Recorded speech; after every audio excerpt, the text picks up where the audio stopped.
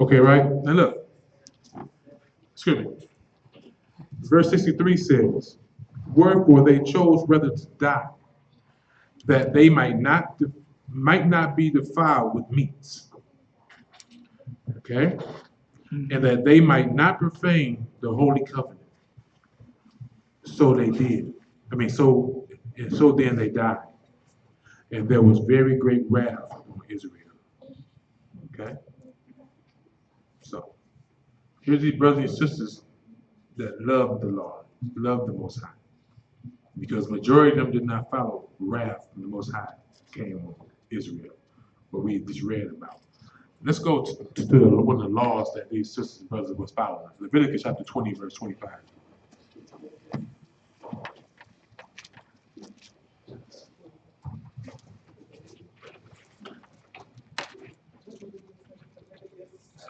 Leviticus chapter 20, verse 25. Hold where y'all at. We're going right back there.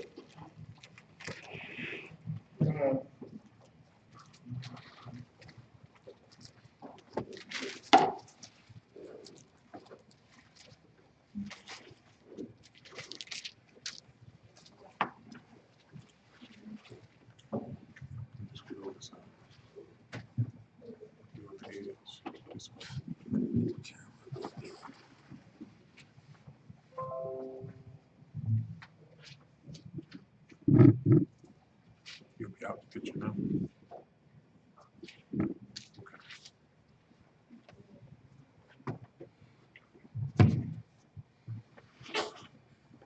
Let's get it.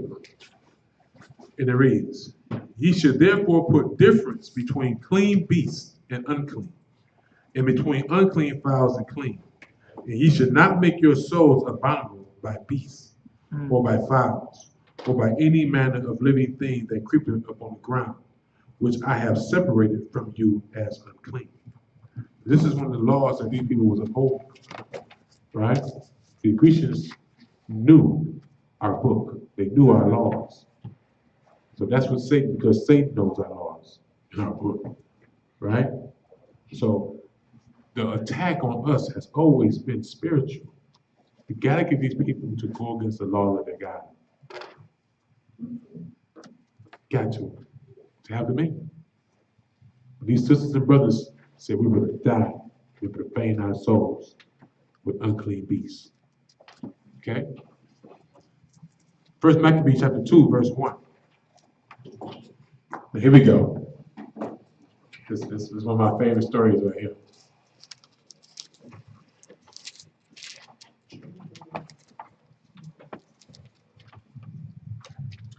First Maccabees chapter 2, verse 1. In those days arose Mattathias, the son of John, the son of Simeon, a priest of the sons of Jonarib. So Levites. Okay? From Jerusalem, and dwelt in Modin. And he had 5 sons.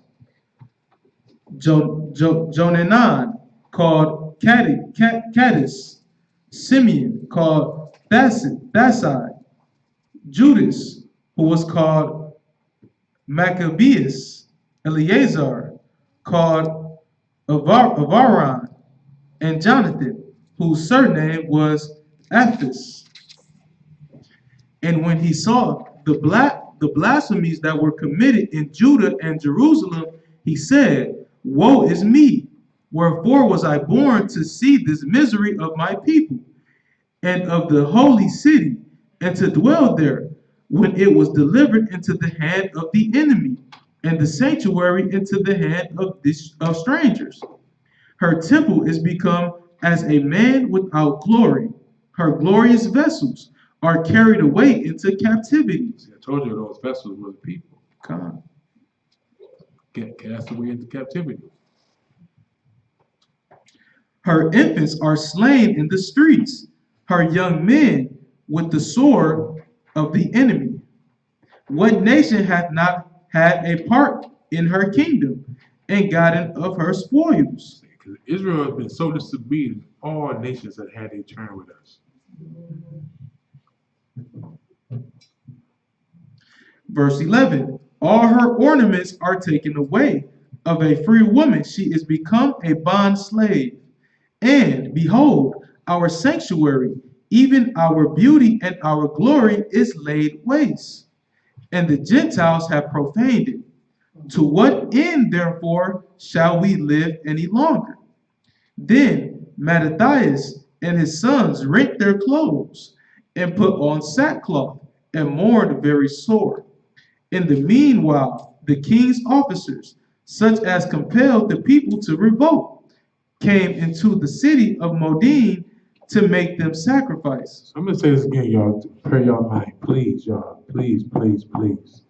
Use visualization. I'm gonna keep saying this over and over again. Y'all gonna know his word in my mouth like no other. We have to visualize this, y'all, because the officers are coming again. I'm telling you, the officers are gonna come and make a lot of Israel, most of Israel, sacrifice to idols. This same man that we read about right now is going to say what I said earlier.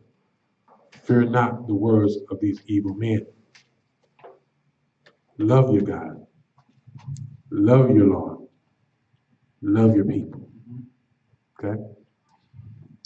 Verse 16, and when many of Israel came unto them, Mattathias also and his sons came together. Then answered the king's officers and said to Mattathias on the wise, Thou art a ruler and an honorable and great man in this city, and strengthened with sons and brethren. Now therefore come thou first, and fulfill the king's See commandment. that? They start with the leaders first. Right? They got the wrong brother this time, though. Okay? Let's go. Like as all the heathen have done, yet, and the men of Judah also, and such as remain at Jerusalem. So shalt thou and thy house be in the number of the king's friends, Uh-oh. and thou Get it. and thy children shall be honored with silver and gold. Now, that's the same reward Satan been offering since the get-go. Okay? Do what everybody else is doing. Be, part of the system. Be a king's friend. Be liked by the world. Be rich. See, a true servant of the Most High have the same spirit as Christ. He said, what my Father has prepared for me is much greater. How can you be glad of your state through compromising when your whole family, people are suffering? How? Mattathias right now, if he was at to take this compromise, much he loved God's people, how can he see himself being with the same enemy that destroyed his people and become blinded by gold and silver? Like that's going to put a band-aid on the wound of his people. Y'all see why I said the other brothers was weak? They were selfish. They didn't love the people. They didn't love the God of Israel. They couldn't have. Like right now, I say it all the time. These entertainers, sometimes I get stuck on them. But they remove our people so far from their God and the knowledge of themselves that they're comfortable with being so-called rich, and having a couple people around them who will do anything that they say, right? And would feel good by doing a good so-called deed, like giving turkeys on Thanksgiving, or sending water down the Flint. Does that change the circumstance of the people?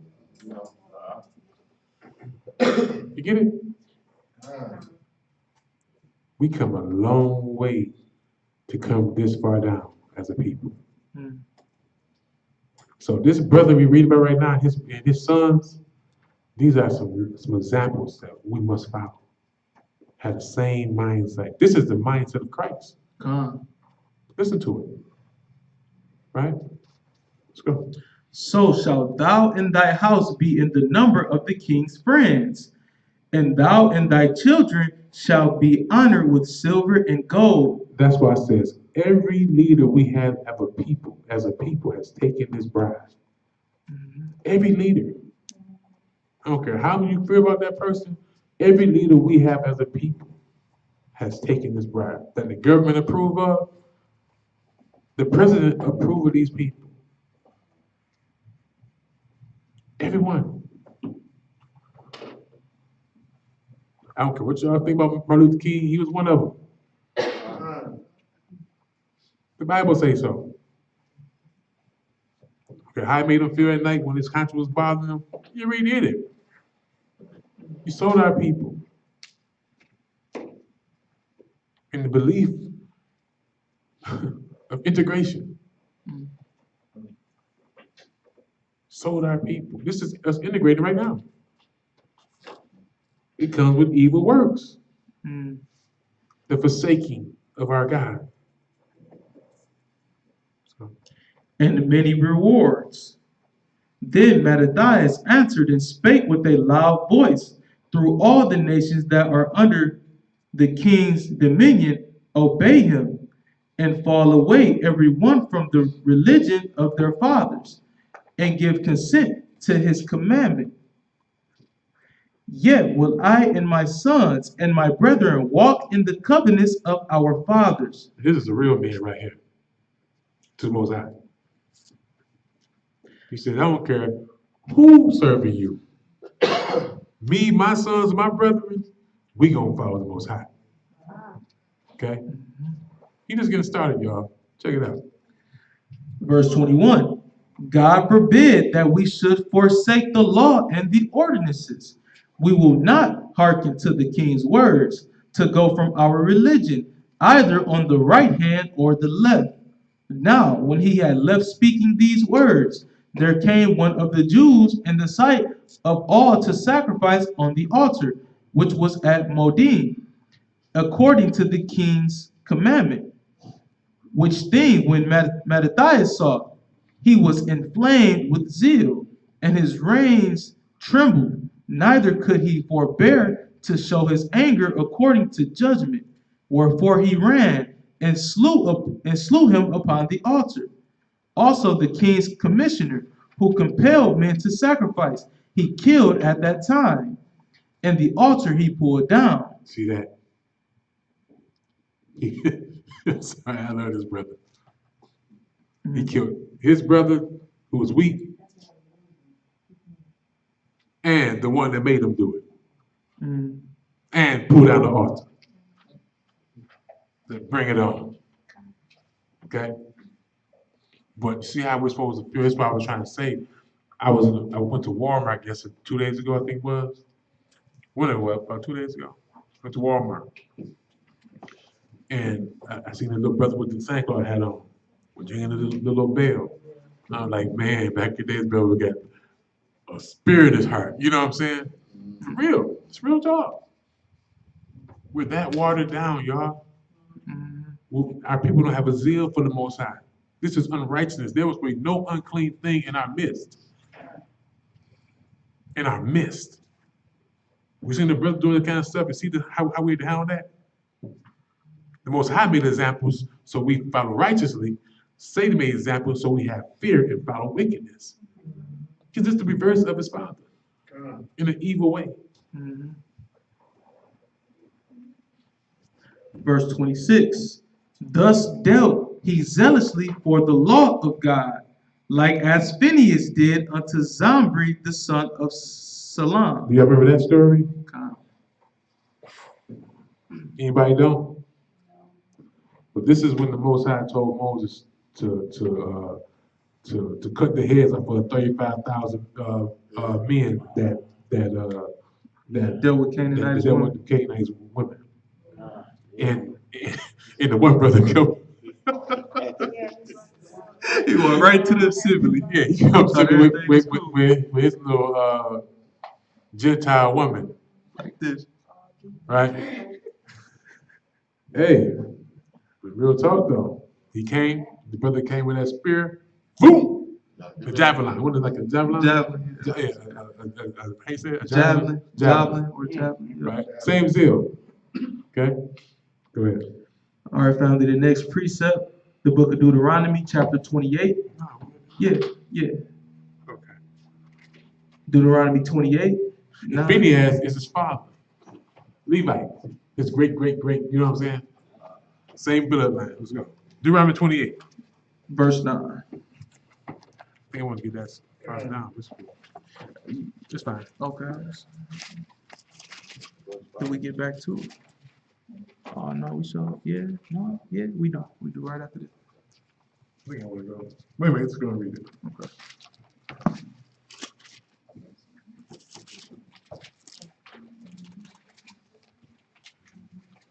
Oh, I don't know what it is. Next precept, the book of Deuteronomy, chapter 28, verse 9. This ain't where I wanted it at, but Or- no, this Oh, ain't where I I see wanted what it you're at. saying. Yeah, let's go back to Maccabees, chapter 2, verse 27. 2, verse 27. Whenever we go back from Maccabees whole deck, we're going right back to it. So we read the first 4 chapters. But yeah, but the precept is in the wrong area. Chapter 2, verse 27. First Maccabees, chapter 2, verse 27.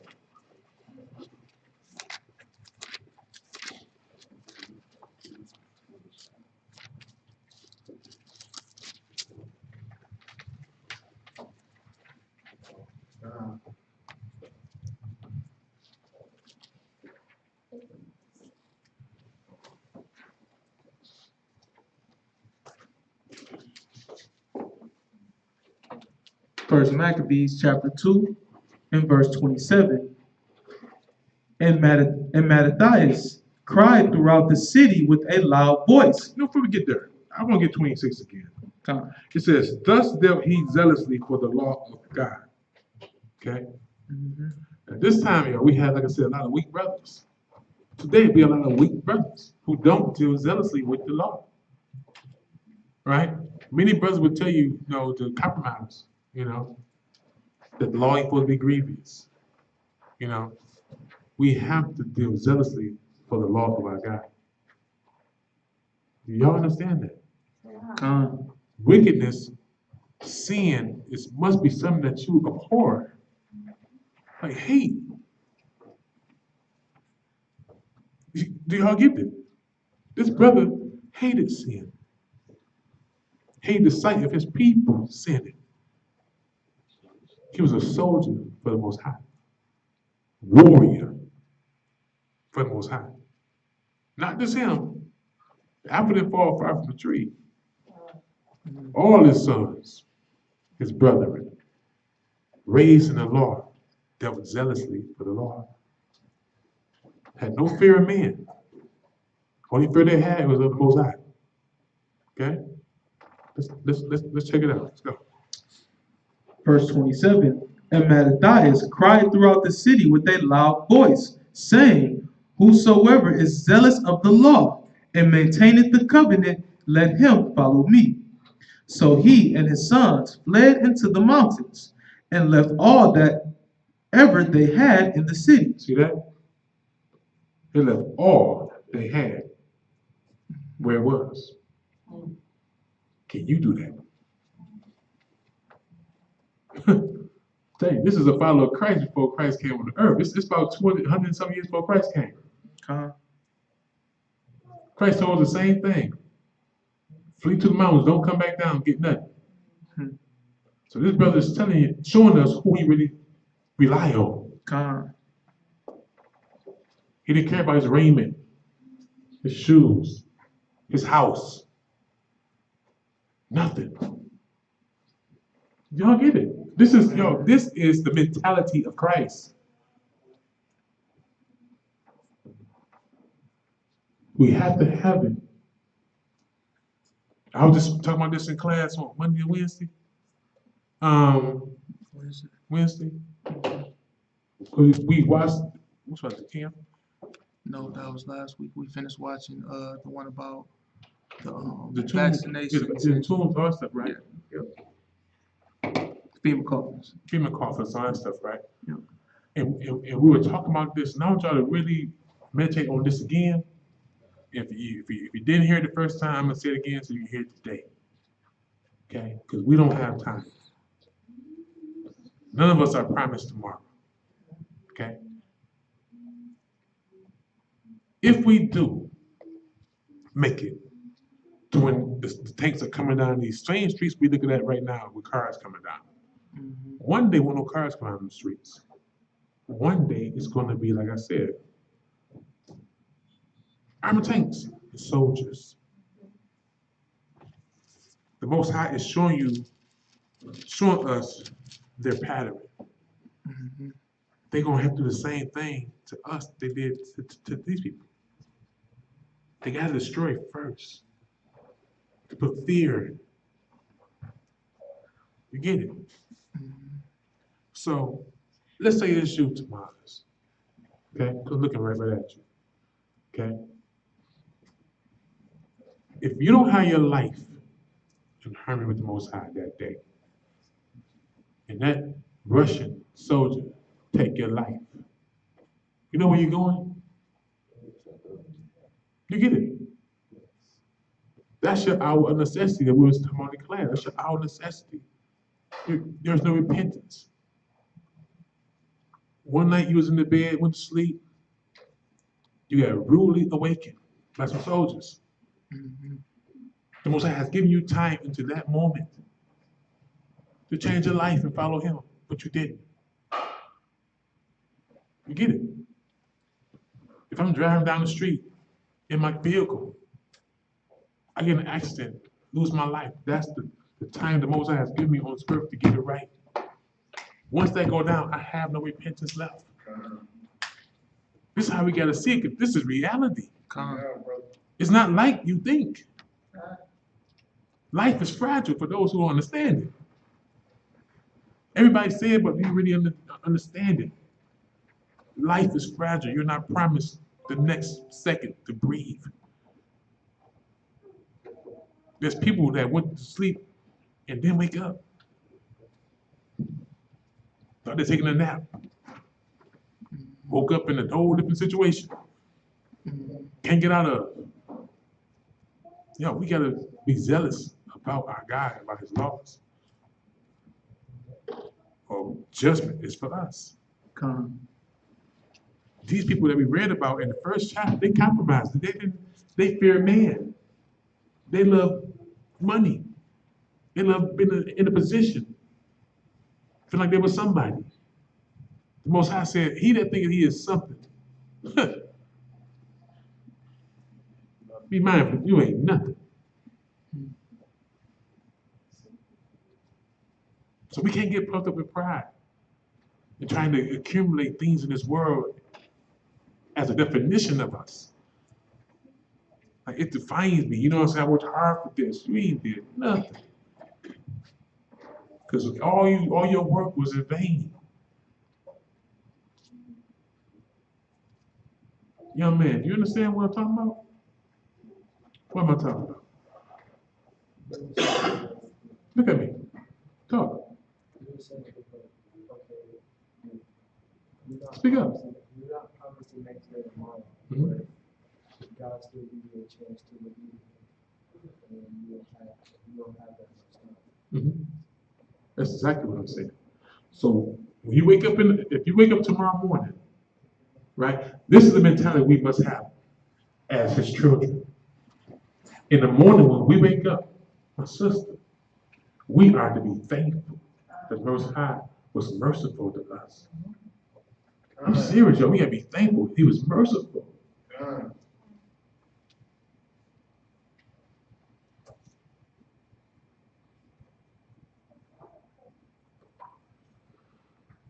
It is a privilege to breathe. That's the grace of the Most High. That's the true grace. He showed us grace and gave us another opportunity. Please, y'all, learn from this story. Please. All things was written as a warning and example for us. All things. Please follow this family. Tomorrow, follow that family. that sister and her 7 sons, they found Christ without ever seeing him. Okay? Let's get it. First Maccabees chapter 2, verse 29. Then many that sought after justice and judgment went down into the wilderness to dwell there, both they and their children and their wives and their cattle, because afflictions increased. So, wait. Check it out now, right? For those who scared to go put have children, children was with them too. Okay? If you serve the Most High will take their children. They might not eat for a day, 2 or 3. They'll feed them. They're his children. God. Okay? So let not children put fear in our heart. Because I'm telling you, many sisters are going to lose their soul trying to feed their children. The Most High will feed them. Okay? You gotta believe that. Don't let that stumble you. Don't let it make, don't, because it may be crying, stomach hurt. Do not compromise with what you see with your eyes. We have to walk by faith, not by sight. Okay? Then many that sought after justice and judgment went down into the wilderness to dwell there, both they and their children and their wives and their cattle, because afflictions increased sore upon them. Now, when it was told the king's servant and the host that was at Jerusalem in the city of David, that certain men who had broken the king's commandment were gone down into the secret places in the wilderness, they pursued after them a great number, and having overtaken them, they camped against them and made war against them on the Sabbath day. Knowing the laws, they went to the Sabbath day. Okay? Let's go. And they said unto them, let that which ye have done hitherto suffice. Come forth and do according to the commandment of the king, and ye shall live. Will save your life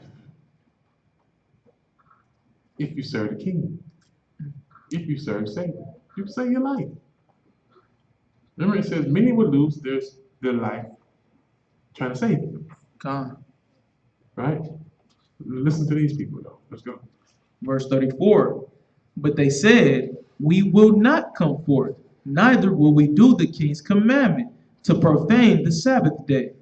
So then, Now wait, is that grievous right there?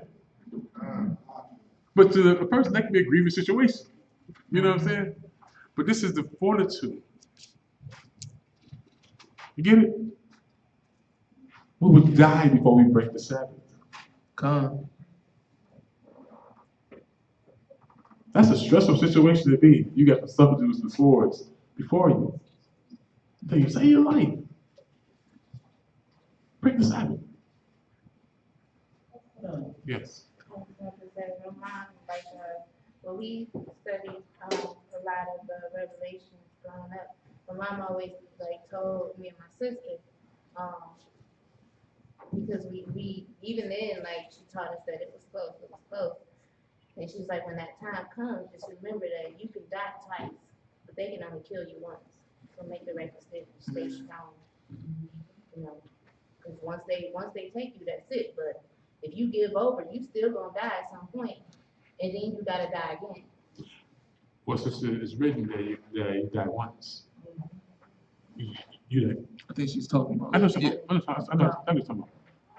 It says it's pointed for every man to die once, and then it's judgment. The spirit will get tormented forever. Right. You know what I'm saying?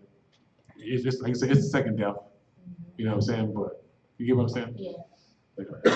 And that ain't nothing to play with.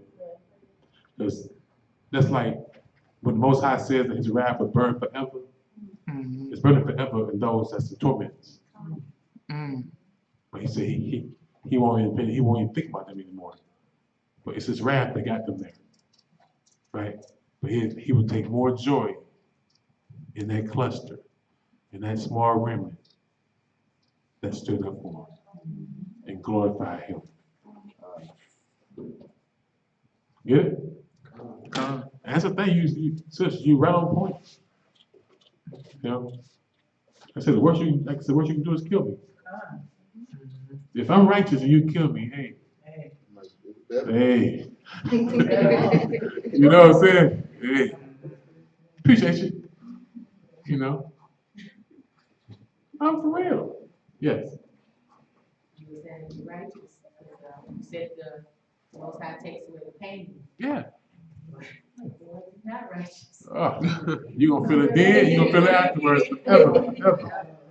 You know? Yeah, but seriously though, that's nothing.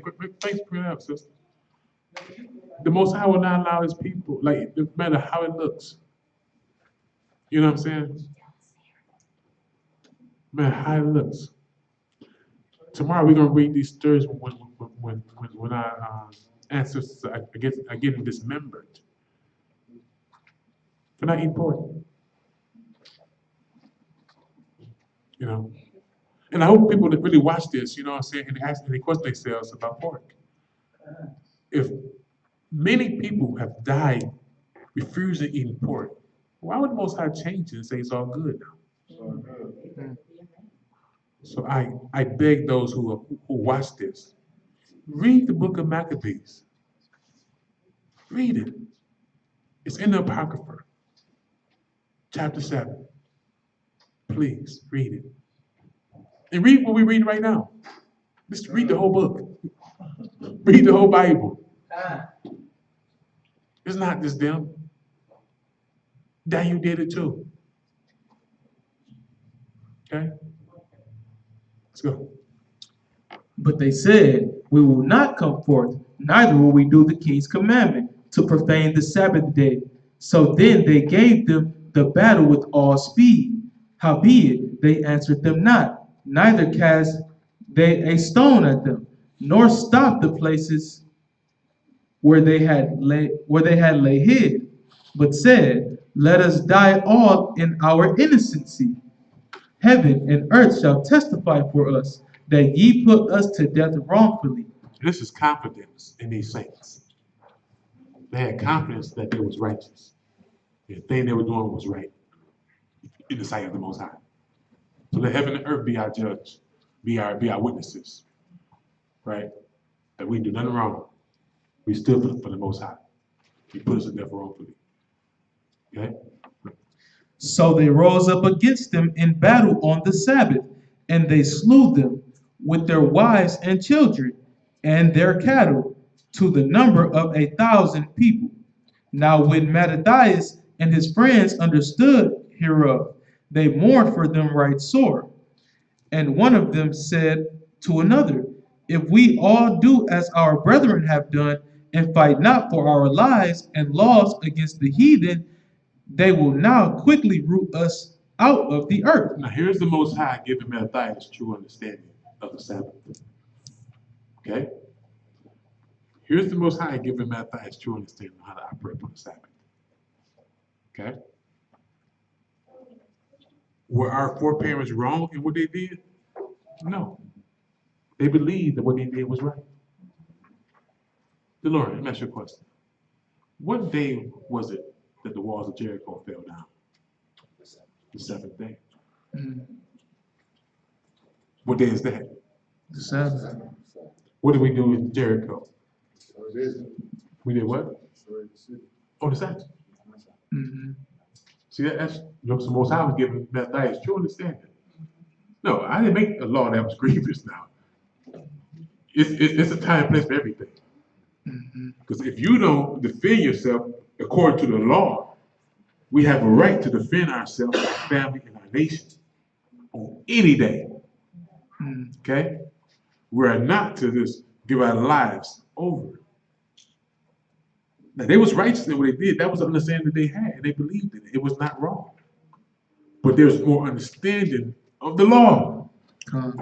If that was what the Most High intended, like he's saying, every time, we would be rooted out the earth. They'll wait till the Sabbath to kill us. Right. This is not an unrighteous judgment. The Most High gave him this understanding. We can go back and check. Like I said, look at Jericho on the Sabbath. You get it?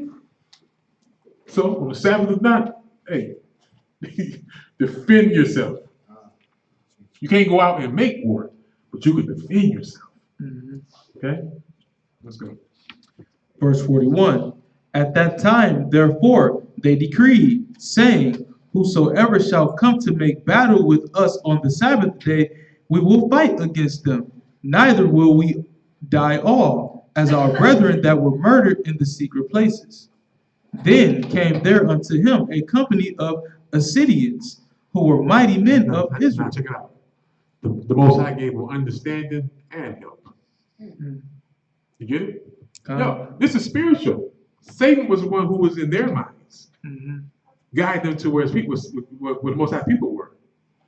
Most High had to come give his people understanding. Hey, send them help. Check it out. Let's go. Then came there unto him a company of Assyrians, who were mighty men of Israel, even all such as were voluntarily devoted unto the law. See, they weren't forced to do it. It was voluntary. Are we voluntarily Come. valiant in the law?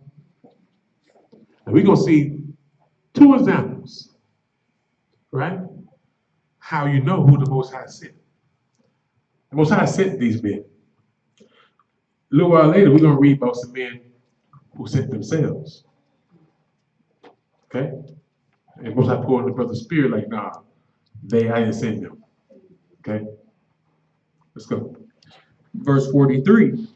Also, all they that fled for persecution joined themselves unto them, and were a stay unto them. So they joined their forces, and smote sinful men in their anger. So, this their own people now. Okay? Let's go. And wicked men in their wrath, but the rest fled to the heathen for succor. See? No traitors among us. How do you think they found us? You get it? No traitors among us. Let's go. Then Mattathias and his friends went round about, and pulled down the altars. And what children soever they found within the coast of Israel uncircumcised, they circumcised valiantly. They pursued also after the proud men, and the work prospered in their hand. So they recovered the law out of the hand of the Gentiles, and out of the hand of kings. They recovered the law out of the hand of the Gentiles. That's how they knew how to attack us. Right? They went to the proud men, those who folded under pressure, sold us to the Grecians, taught us these wicked customs. They went and took care of them. That's how I tell you, hey, our people were no joke. Those men that loved the Most High was no joke. In today's term, straight gangster. Okay? Let's get it. And out of the hand of kings, neither suffered they the sinner to triumph. Now when the time drew near that Mattathias should die, he said unto his sons, now hath pride and rebuke gotten strength, and the time of destruction, and the wrath of indignation? Now therefore, my sons, be ye zealous for the law, and give your lives for the covenant of your fathers. See there? Be zealous for the law, my sons, and give your life for the covenants of your fathers. That's how we're supposed to be teaching our children, all of us. Call to remembrance what acts our fathers did in their time, so shall ye receive great honor and an everlasting name. See, that's what I'm saying. That's why it's important again for us to read this Bible in its entirety, multiple times, call to remembrance, because this father is telling his sons, right, to build confidence and faith in what the Most High has done for our people. What he's done for our people, he has done for us, and he's going to do for you. Now he gives some examples. Let's go. Was not Abraham found faithful in temptation, and it was imputed unto him for righteousness? Joseph is the time Joseph, in the time of his distress, kept the commandment. And check it out. This is why I said read the Bible in its entirety. If I told y'all just to read the precepts of the Bible, how would you know about these stories? See, the stories hold weight. God. Stories build faith. The precept give you understanding. Mhm. But them stories are there for a reason to build faith in his children. So that's why it's a must to read the entire Bible. That's what I told you 2 years ago. You went with, bro, read the Bible. You won't throw the precepts out. No, bro, read that book. You know what I'm saying? Am I lying? Read that book. You need understanding of the precepts. God. You need understanding of every story. The Most High wrote this book. He didn't make no mistake. He put every story in there. Totally killing me. You know, but he put every story in there for a reason. It's something he put there for us to learn from. God. Right? Let's go. Joseph, in the time of his distress, kept the commandment. Check it out. For those people who believe that we can't get it right in this current system, it's proving you a liar. God. Joseph, in his time of distress, he was in a dungeon. Right. He did what? Kept the commandment. He kept the commandments. So I mean, if I went to prison, I should still keep the commandments. God. You get it? So this world ain't no different than any other world that we done lived in. No matter what situation the most of the people be in, they always make a commitment to keep his laws, statutes, commandments, and judgments. Not just in a particular area, wherever you at.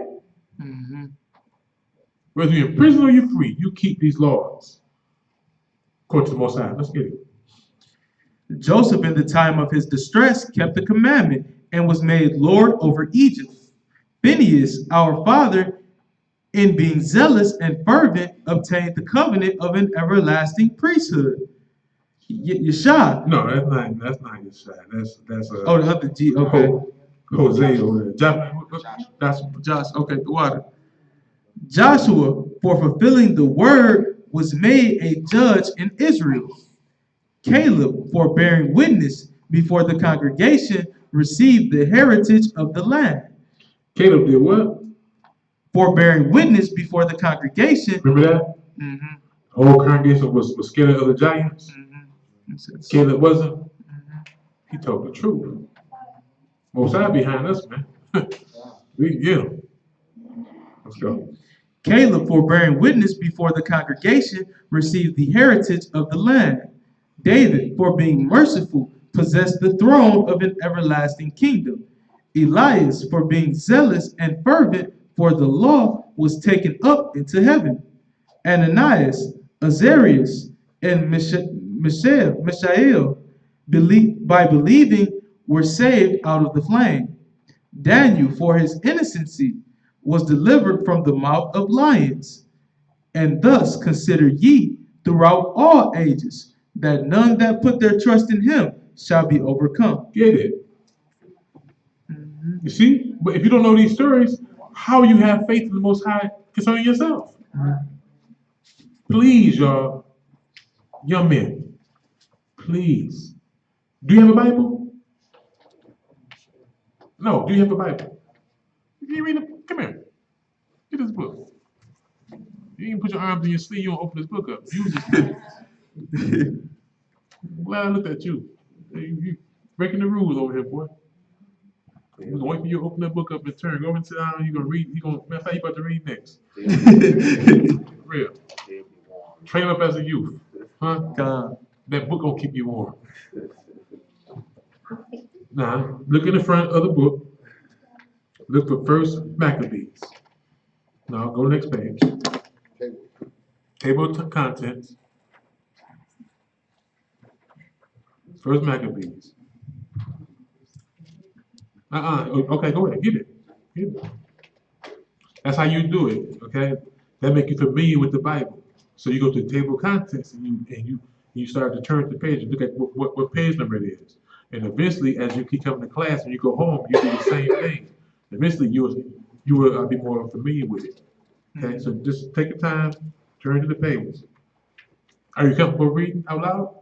Are you comfortable reading out loud?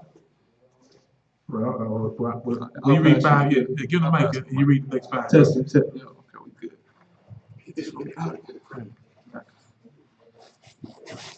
Okay? We cool? Okay.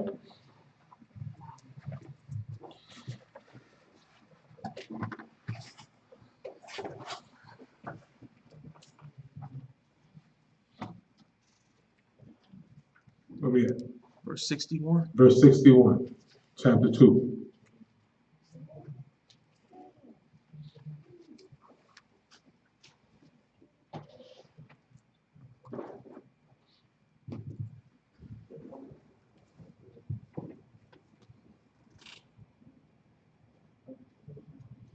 Now just find it in your book. Find it in your book. It's in yours too. Just take the time.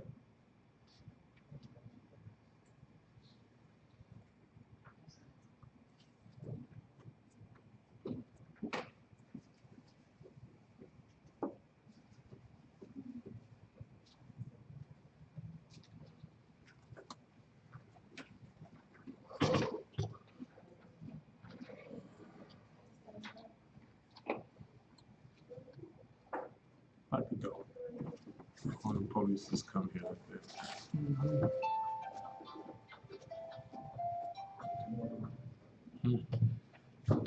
We like to violate, so knock them out too.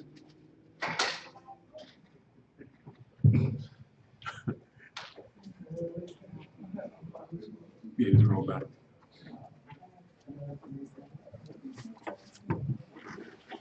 Let's get it. Verse 62. 62? 61? 61.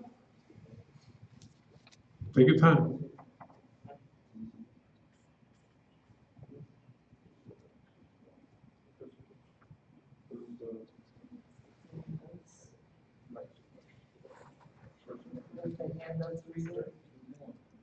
And thus consider ye. You see that? Verse 61. Let's get it. Take your time, read it. We all family here. Want me to read the 62, right? 61 first. Let's start with that.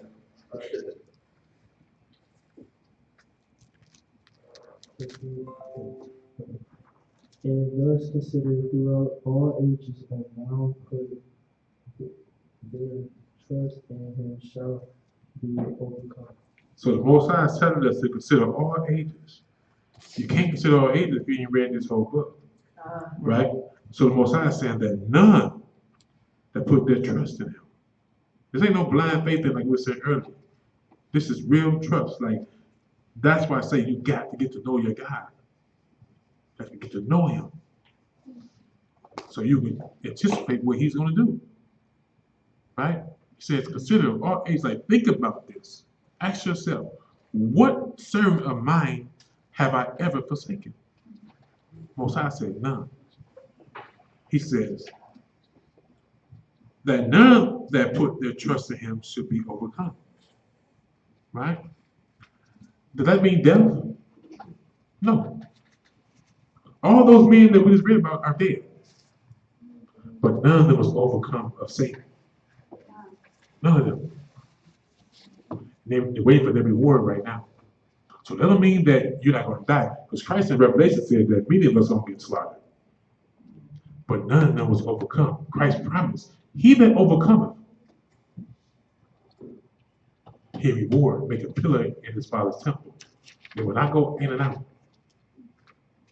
He made them of the synagogue of Satan worship at his feet. To know that I have loved you. Get it? So they will not be overcome. The Most High is our help. He's the one that said, I will not let you be tempted beyond what you can bear. He prevent us from sinning. Truth, there's many times that I tried to sin the Most High. No, I ain't say I don't sin. So there's many times I've tried to sin the Most High stop me. Right? Woke up in the morning one day about to break the Sabbath. Forgot it was Sabbath. My wife said, hey, Mr. Sabbath. That's all it is, a Sabbath. Huh? Yeah, but the Most High used you to stop me from sinning.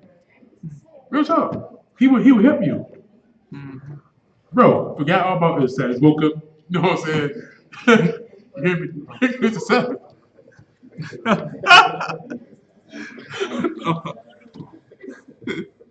Anyway, y'all know I ain't got it all. But anyway.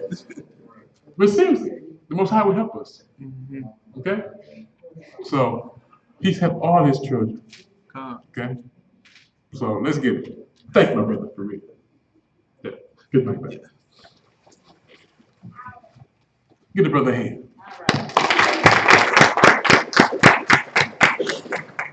My brother. Test. You cut it off. Oh, no, I can't. There we go.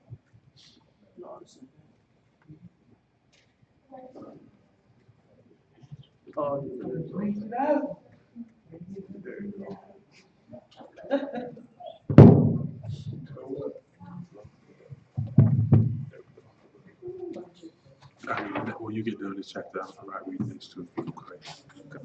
Or one or something. Let's go. Let's get it, y'all. Verse 62. And it reads, Now, this is the precept I was quoting, I quoted twice today. Take heed to what our brother is telling us through the Spirit of the Most High. He goes for all of us. Okay, let's go.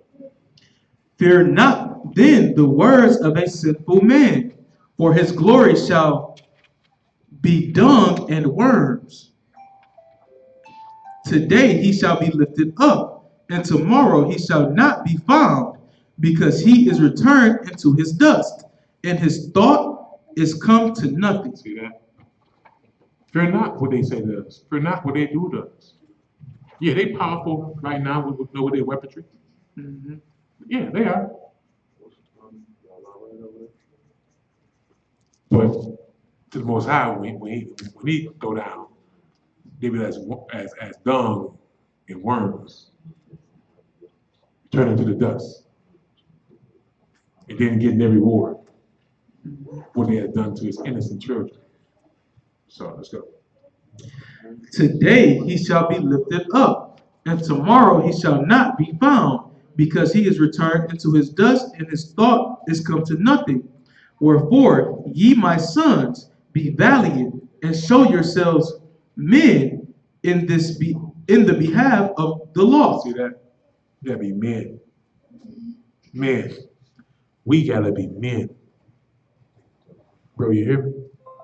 We gotta be men. According to the Most High. Most High, his men must be valiant. Ready for whatever. Okay? Or you're not a man to him.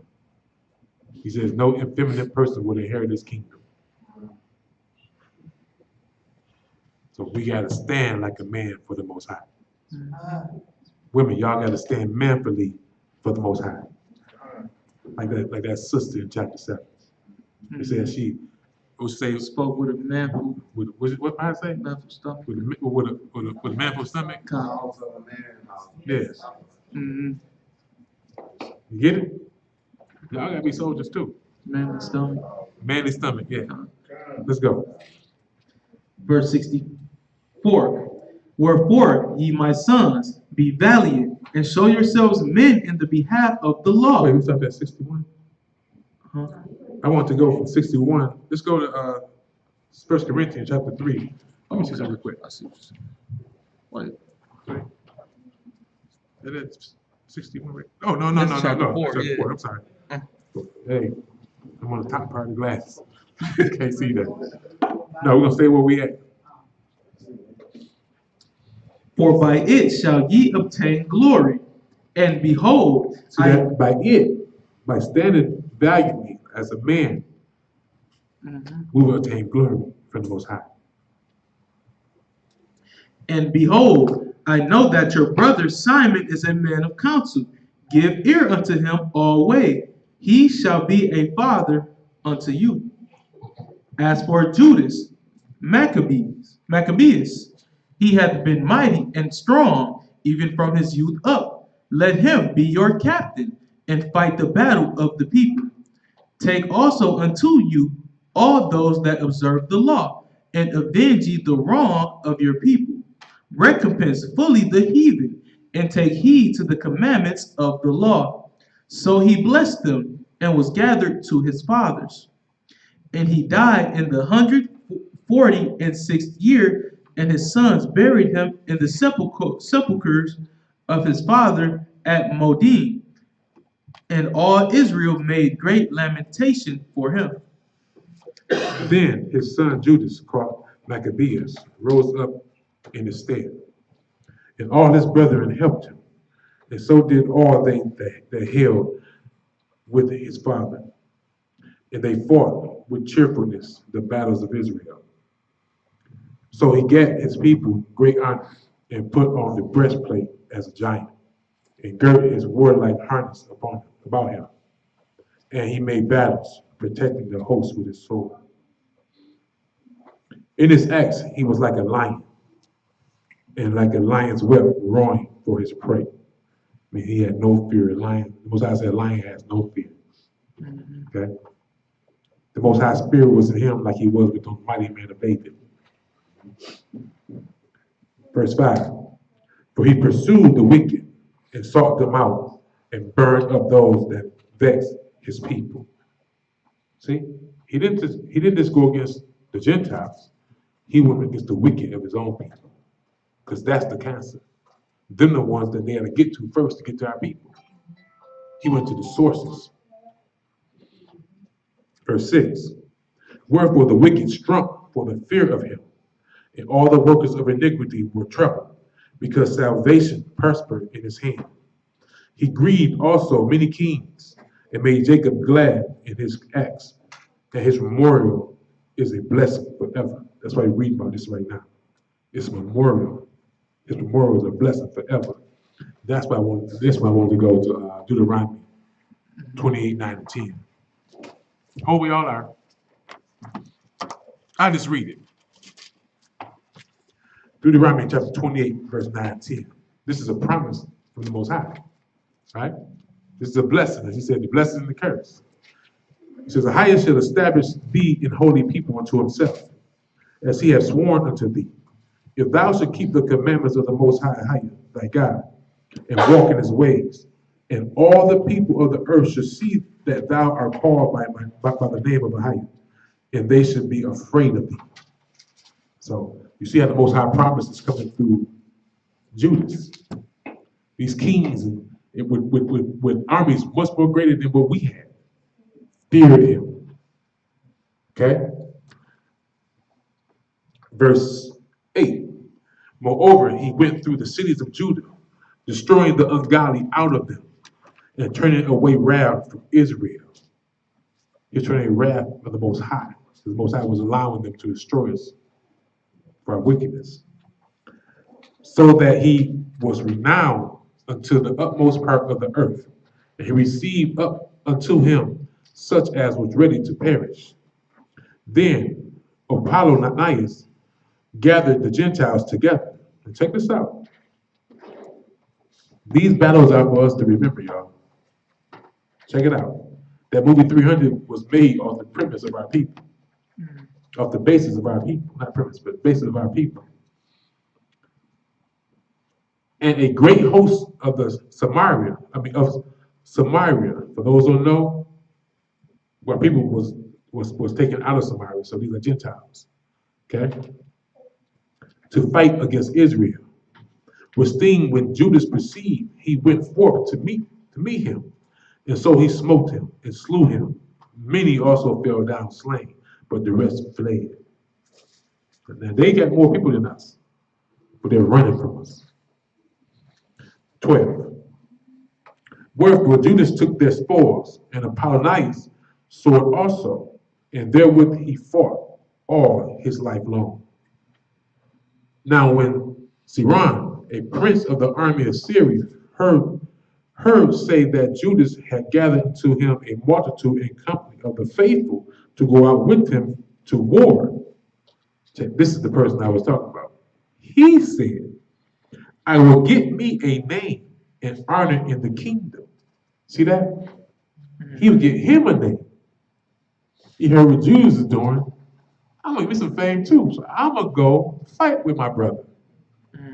See, the other people didn't say that. They came humbly upon the spirit of the Most High. This brother right here has the spirit of him that the Most High don't agree with. Okay? He said, I will get me a name and honor in the kingdom, for I will go fight with Judas and them that are with him, who despise the king's commandments. 15. So he made him ready to go up, and there went with him a mighty host of the ungodly to help him,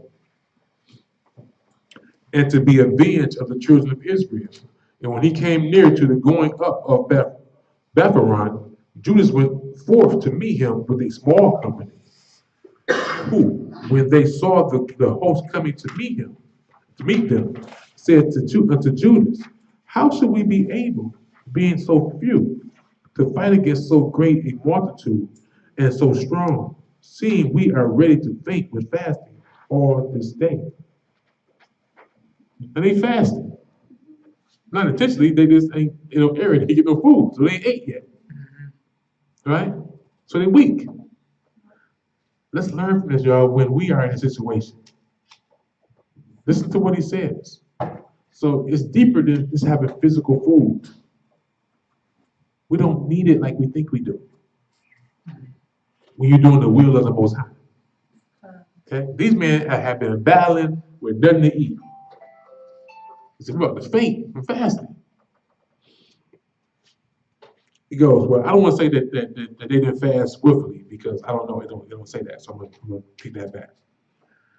Verse 18. Unto whom Judas answered, it is no hard matter for many to be shut up in the hands of a few. And with the God of heaven, it is all one. No matter how many they got, they have 1 million, to the Most High is one. To deliver with a great multitude or a small company.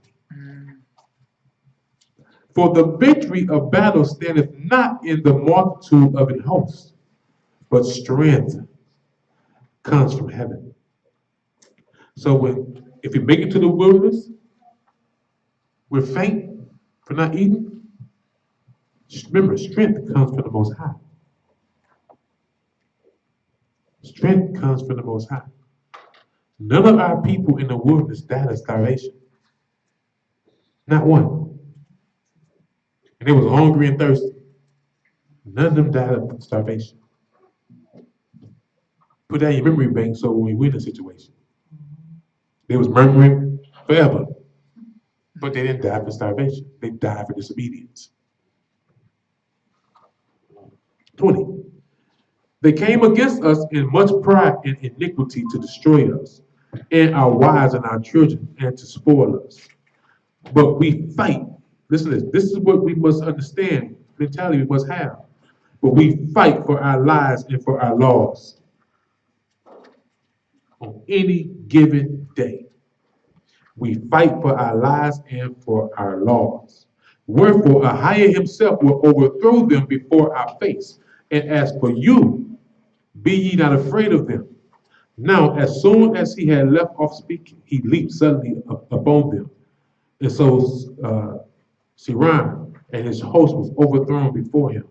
And they pursued them from the going down of Betharon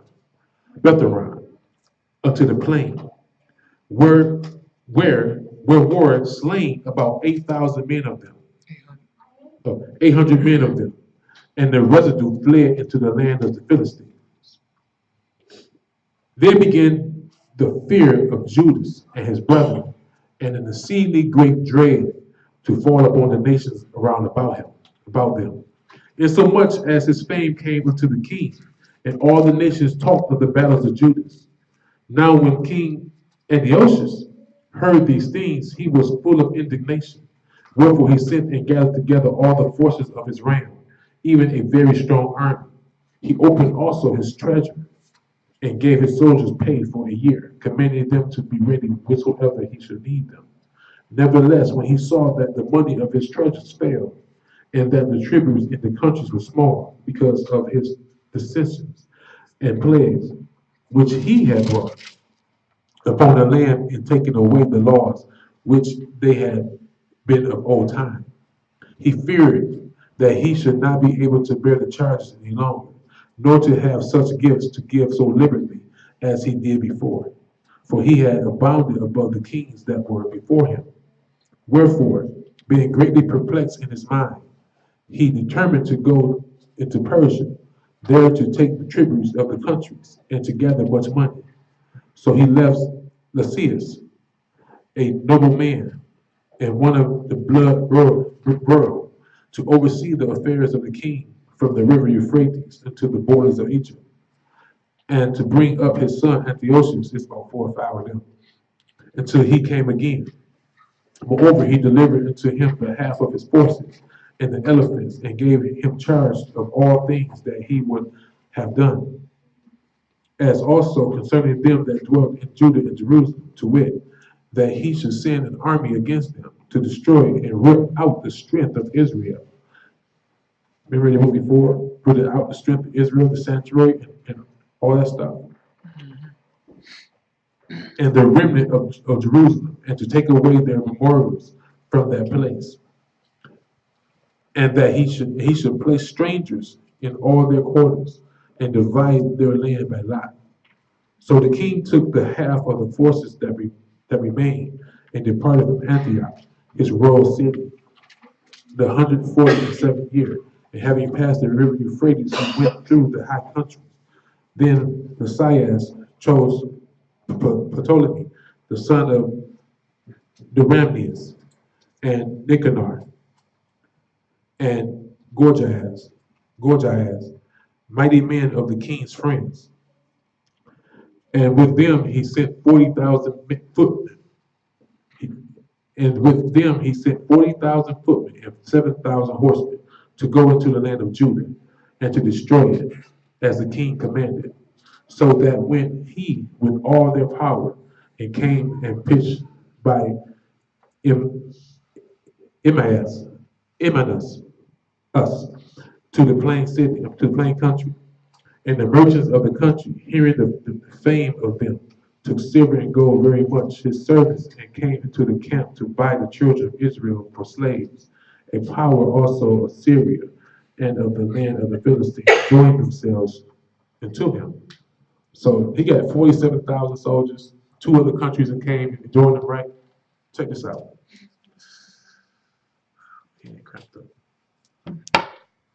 Now, when Judas and his brethren saw that miseries were multiplied, and that the forces did encamp themselves in their borders, for they knew how the king had given commandment to destroy the people and utterly abolish them, they said one to another, let us restore the decayed estate of our people, and let us fight for our people in the sanctuary. Then was the congregation gathered together, that they might be ready for battle, and that they might pray. Check this out. Remind me of King David, right? Judas, although he had all these battles and was victorious, he never became prideful, as if it was because of him that he won these battles. Before he won the battle, he did what? He prayed to the Most High. Get it? That's why I tell y'all, when you're in this ministry, right? Before you speak to somebody, you pray to the Most High. You're in a spiritual battle. You're in war. So you don't just go like you open the book up and you know everything. You pray to the Most High for understanding. For him to use you as his mouthpiece. Because you're in war. Do y'all get it? Never have a conversation. Never read this book without praying to the Most High first. Where that? In the 44. That they may pray and ask mercy and compassion. Now, I mentioned earlier about the waking up breathing, which is to be thankful that Most High was merciful on us, right? This brother is praying for mercy and compassion. He knows that his heavenly father, is angry with Israel. He asks for mercy and compassion to help them. He knows he can't by himself fight over 80,000 men, 100,000 men. He asks him to be merciful and compassionate to help him for Israel's sake. to save Israel. It's not about him. The other brother, it was about him. He loved the people. He said, fight for our people, fight for our laws. Different mentality this brother has. 45. Now Jerusalem lay void as a wilderness. There was none of her children that went in or out. The sanctuary also was trodden down, and aliens, which are Gentiles, kept the stronghold. The heathen had their habitation in that place. And joy was taken from Jacob, and the pipe with the harp ceased. Wherefore the Israelites assembled themselves together and came to Maspar, over against Jerusalem. For in Maspar was the place where they prayed often, aforetime in Israel. Then they fasted that day, and put on sackcloth, and cast ashes upon their head, and rent their clothes. Do y'all know why they put ashes on their head?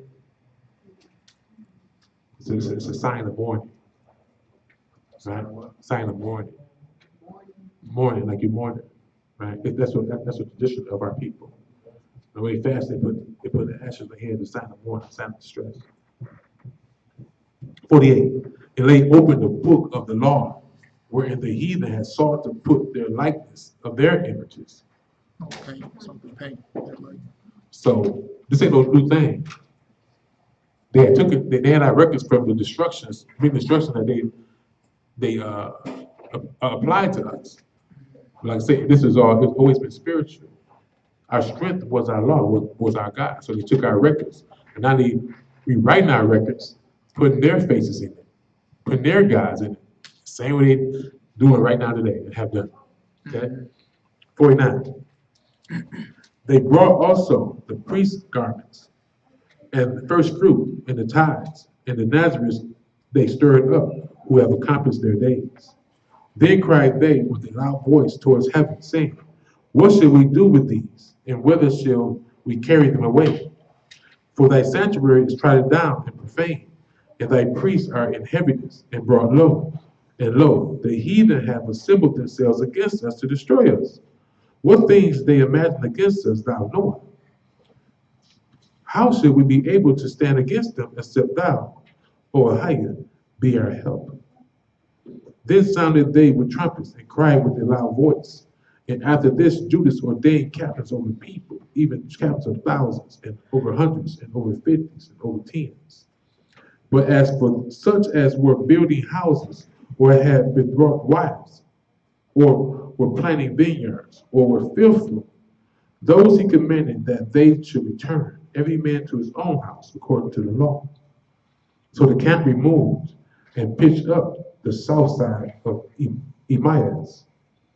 And Judas said, arm yourselves, and be valiant men, and see that ye be in readiness against the morning, that ye may fight with these nations, that are assembled together against us to destroy us in our sanctuary.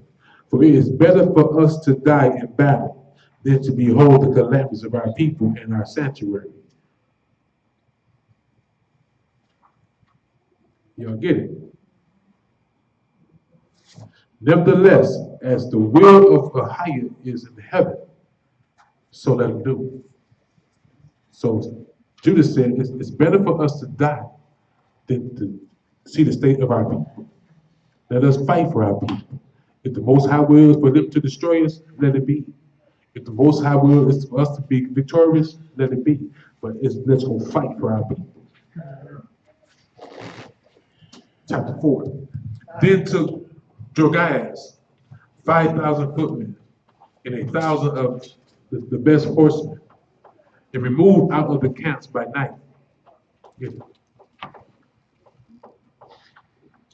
Verse 2, to the end he might rush in upon the camp of the Jews and smite them suddenly, and the men of the fortress were his guides. Now when Judas heard thereof, he himself removed, and the valiant men with him, that he might smite the king's army, which was at Emmaus, while as yet the forces were dispersed from the camp.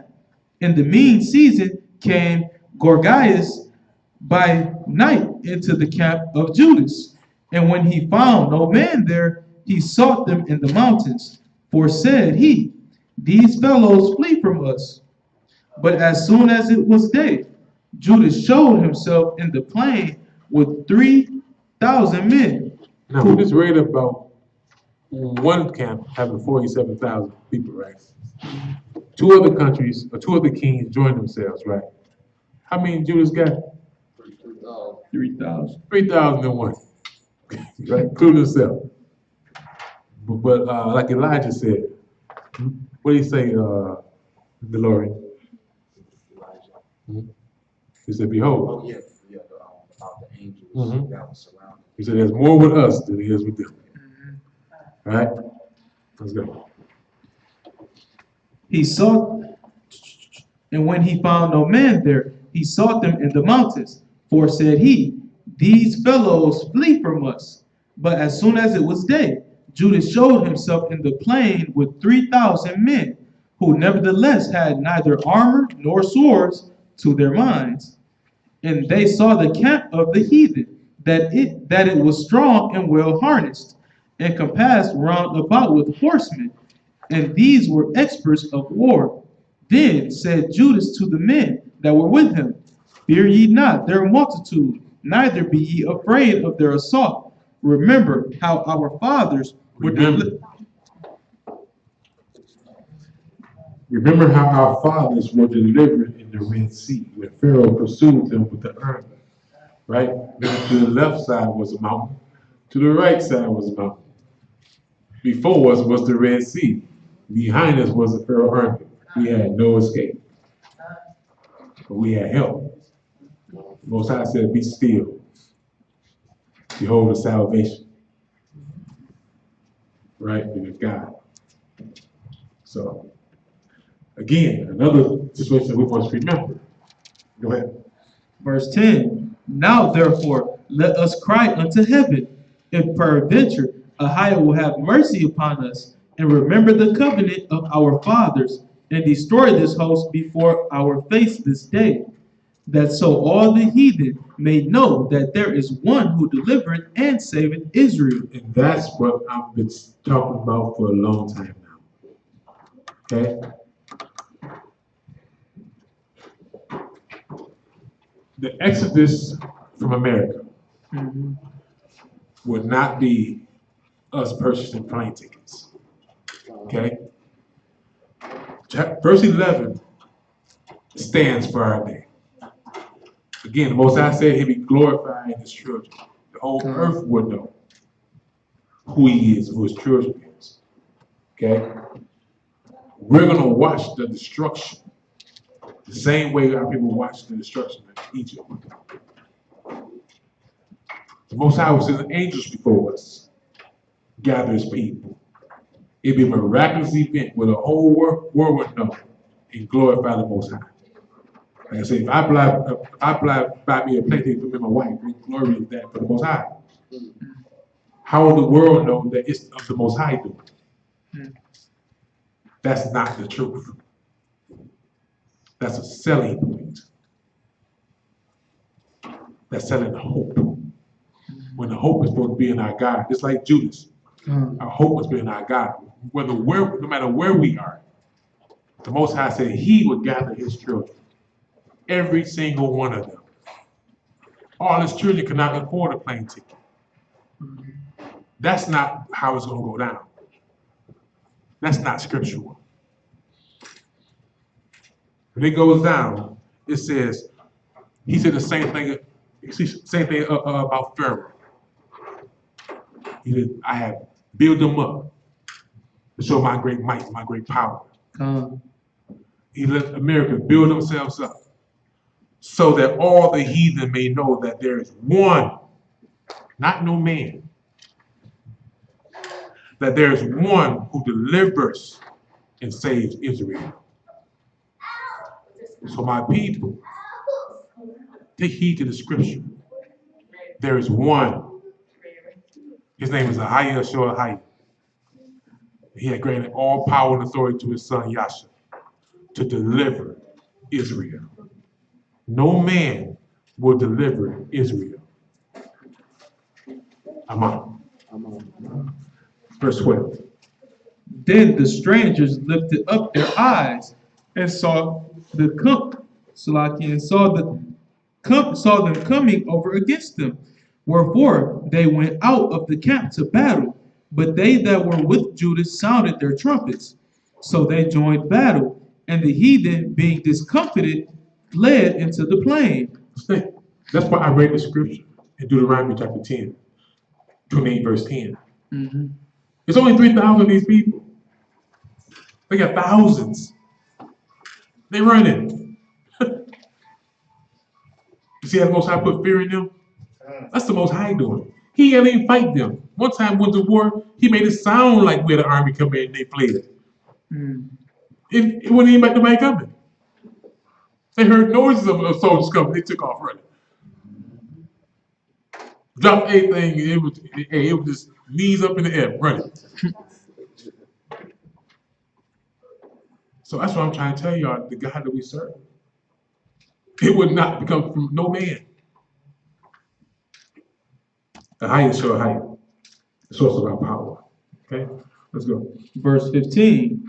Howbeit, all the hindmost of them were slain with the sword. So all those who was in the back of the crowd running, we call them with the slain.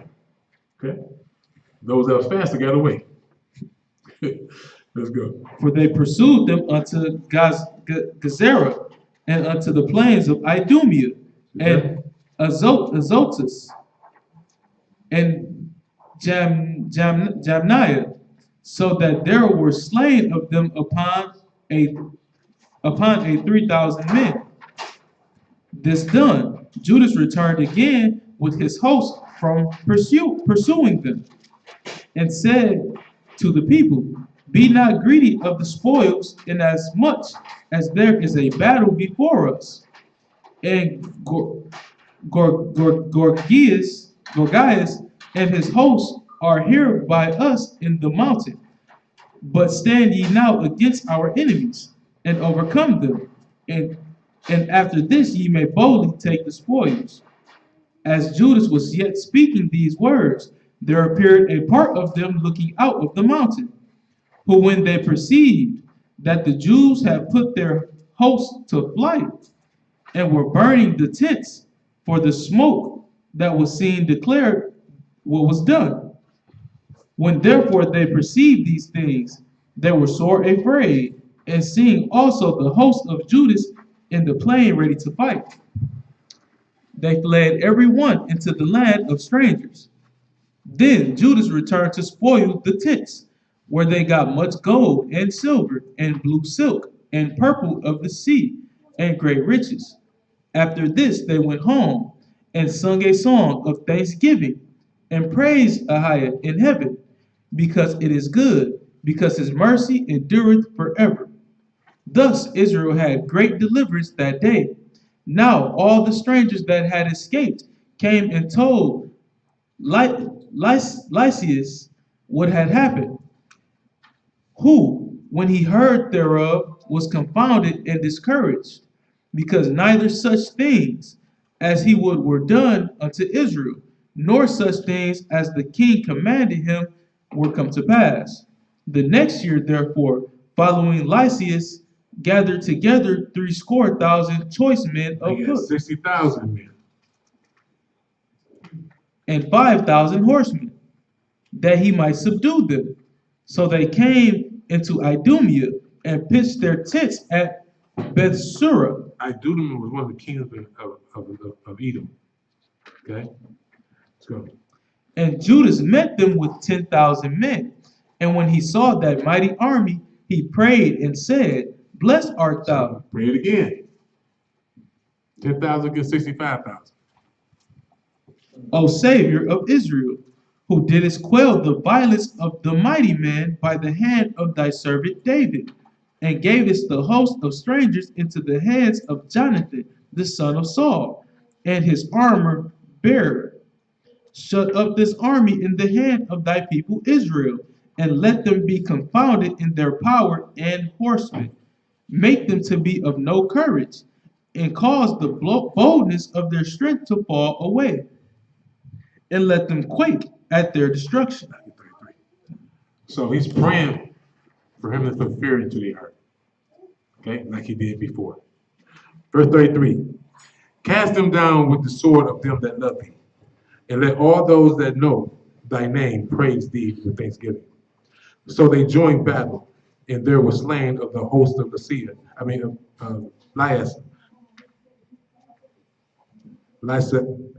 Lysaas, about 5,000 men. Even before them were they slain. Now when Lysias saw his army put to flight, and the manliness of Judas' soldiers, it seemed the spirit of the Most High in these brothers, right? And how they were ready either to live or die valiantly, he went into Antiochia and gathered together a company of strangers. And having made his army greater than it was, he proposed to come again into Judea. So they took a little break for a while, and he got his little army together, trained his soldiers, right? Now, this is the final part of the reading, and this is the rebuilding and rededication to our temple. The Most High has used these brothers to save Israel, right? To rebuild the things that the Gentiles had torn down. And that's what we're here remembering, okay? The Most High is going to use us as his battle axes. And we will do the same thing that our brother have done. And we will get our glory in the future, okay? Verse 36. Then said Judas and his brethren, behold, our armies are discomfited. Our enemies are discomfited. Let us go up to cleanse and dedicate the sanctuary. So we get a little time of peace right now. The Most High put in the Spirit to do this. 37. Upon this, all the hosts assembled themselves together and went up to Mount Zion. And when they saw the sanctuary desolate, and the altar profaned, and the gates burnt up, and shrubs growing in the courts as in a forest, or in one of the mountains, and the priest's chambers pulled down, they rent their clothes and made great lamentations, and cast ashes upon their heads, and fell down flat to the ground upon their faces, and blew an alarm with the trumpets, and cried towards heaven. Then Judas appointed certain men to fight against those that were in the fortress, until he had cleansed the sanctuary. There were still men guarding our sanctuary. They tore it down. They were trying to keep this rebuilding from ever happening. This is the connection that we had with our Heavenly Father. 42. So he chose priests of blameless conversation. Again, that word conversation is conduct. It's not talking about speech. Blameless conduct, such as had pleasure in the law, who cleanse the sanctuary and bear out the defiled stones into an unclean place. And when, as they consulted what to do with the altar of burnt offerings, which was profane, they thought it best to put it down, lest it should be reproached to them, because the heathen had defiled it. Wherefore they put it down. How did they defile the temple? The altar. How? Sacrificing like pigs and things. Sacrificing unclean animals. Right? So that's more confirmation that we cannot eat unclean animals. The Most High don't play that. Right? He allowed them to tear it down because it was profane. It was defiled. Right? 46. And he laid up the stones in the mountain of the temple in a convenient place, until there should come a prophet to show them what should be done with them. Then he took whole stones according to the law, and built a new altar according to the former, and made up the sanctuary, and the things that were within the temple, and hallowed the courts. They made also new holy vessels, and into the temple they brought the candlestick, and the altar of burnt offerings, and of incense, and the table. And upon the altar they burnt incense, and the lamps that were upon the candlesticks they lit, that they might give light in the temple. Furthermore, they set loaves upon the table, and spread out the veils, and finished all the works which had begun to make. Now on the 5th and 25th day of the 9th month, which is December, y'all, of Caslu, in the 148th year, they rose up betimes in the morning, which means they rose up early in the morning, and offered sacrifices according to the law upon the new altar of burnt offerings, which they had made. Look, at what time and what day the heathen had profaned it. Even in that was it dedicated with songs and citrons and harps and cymbals. Then all the people fell upon their faces, worshiping and praising the God of heaven, who have given them good success. And so they kept the dedication of the altar 8 days, and burnt offerings with gladness and the sacrifice of deliverance and praise. They decked also the forefront of the temple with crowns of gold and with shields, and the gates and the chambers they renewed and hanged doors upon them. Thus was there very great gladness among the people, for that the reproach of the heathen was put away. Moreover, Judas and his brethren with the whole congregation of Israel ordained that the days of the dedication of the altar should be kept in their season, from year to year, by the space of 8 days, from the 25th day of the month Caslu, with mirth, which means gladness, amusement and gladness. At that time also they built up the Mount Zion with high walls and strong towers round about, lest the Gentiles should come and tread it down, as they had done before. And they set a garrison to keep it, and fortified Pashur to preserve it, that the people may have a defense against Idumea, against Edom. Okay? Now, come on, precepts. Yeah, like 4 more precepts I want to go through to show you that that this didn't stop then, that this is a memorial forever. Okay? Let's go to 1 Corinthians chapter 3, verse 16. Did I read the scripture? No. Yeah. Good. And for our day today, right? Since we don't have a physical temple anymore, okay? Take heed to how the Most High didn't accept a defiled altar. We're the temple of God now, right? So we are the thing that must be holy. We're the thing that must be cleansed, be cleansed, be clean. Okay? We cannot defile our temple with unclean meat. We cannot defile our temple with fornication, serving false gods, even physical fornication. We must be holy, valiant servants of the Most High. We are the temple now. So just understand the mentality, the mindset the Most High had for his altar, for his temple. That's why I'm gonna be quiet, let the scriptures read it. Say it, go ahead. 1 Corinthians chapter 3 and verse 16.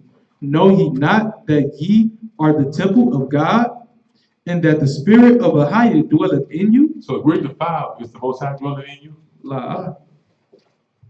Our brothers fought to rebuild the temple. We must fight to keep ours clean. Come. Okay? If any man defile the temple of God, him shall God destroy. This is the scripture that I read when I first came into the truth. That I thank the Most High for showing the brother, putting the spirit in the brother and showing me this, because I fought the whole smoking weed thing until I read this scripture. When I realized how the Most High feels by his temple and his altars, I knew I could not defile my temple. I stopped that day. So whatever we're doing, please stop today. You are defiling your temple. Get it? Let's go. For the temple of God is holy, which temple ye are.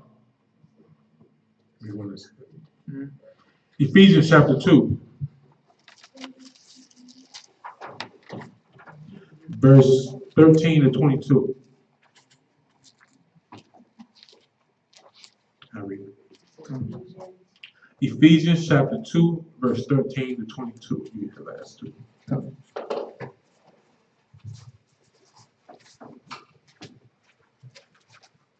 We must be clean, we must be pure, y'all, in all things.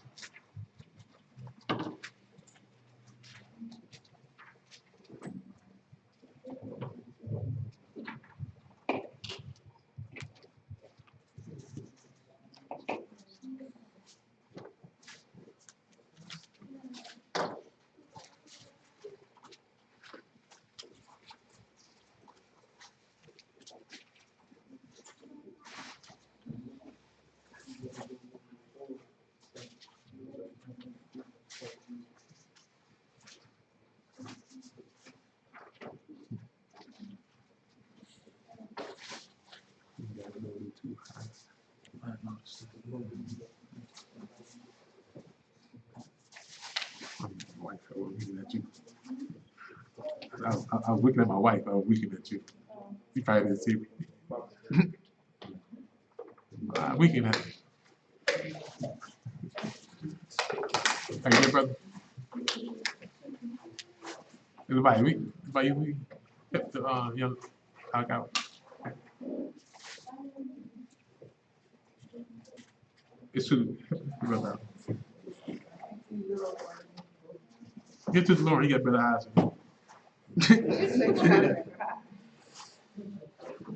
Ephesians chapter 2.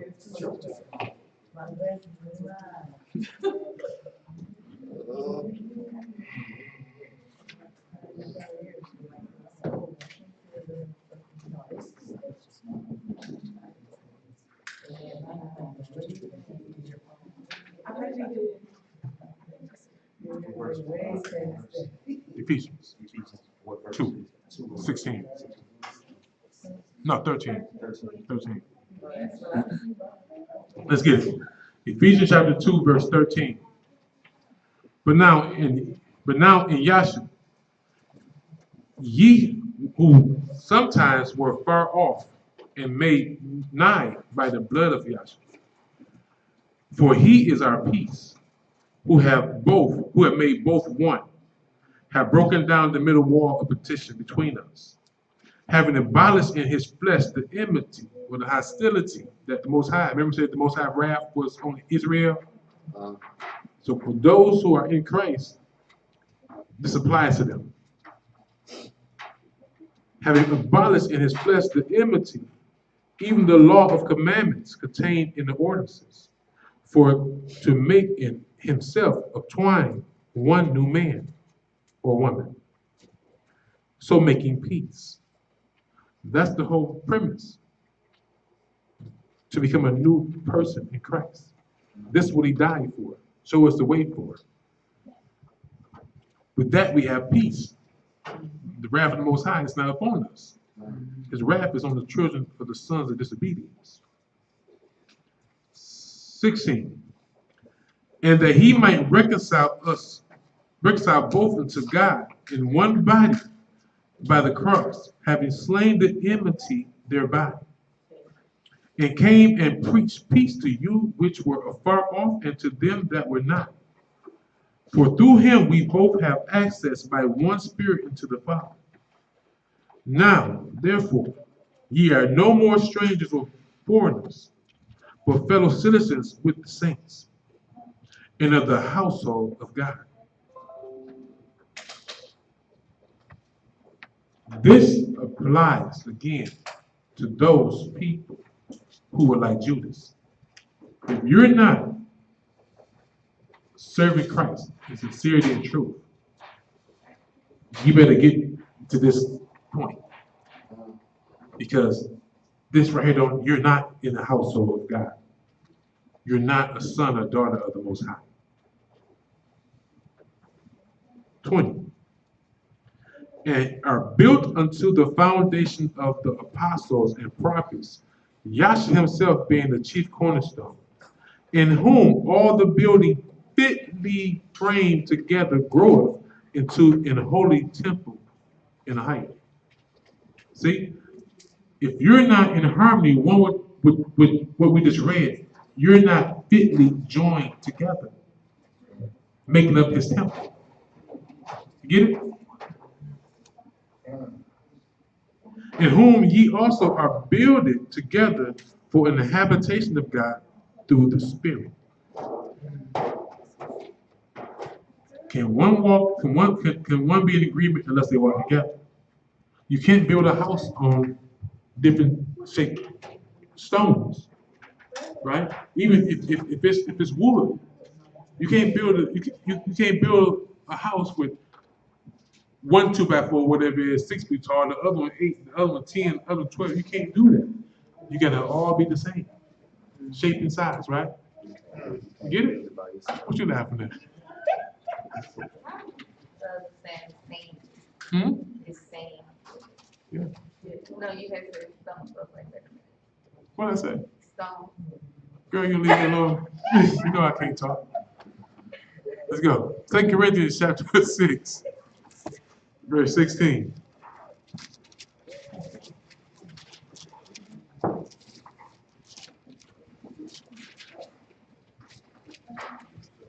Cheers. Yeah.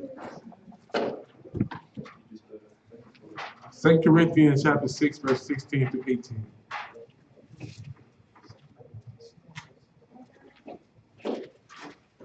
So all of us are pieces of the temple, right?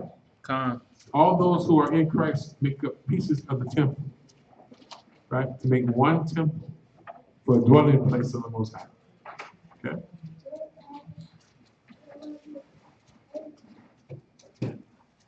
That's good. 2 Corinthians chapter 6 and verse 16. And what agreement hath the temple of Ahiah with idols? For ye are the temple of the living God. As God hath said, I will dwell in them and walk in them, and I will be their God, and they shall be my people. Wherefore come out from among them, and be ye separate. See there? Come out from among them. Right? It's talking about our own people. Come out from among them. And be ye separate. Said the higher, and touch not the unclean thing. Touch nothing unclean. Do nothing unclean. Okay? And I will receive you. If you do these things, he will receive you. God. And will be a father unto you, and ye shall be my sons and daughters, said Ahiah. The Almighty. Last precept, 1 Corinthians chapter 6, verse 15. I read it.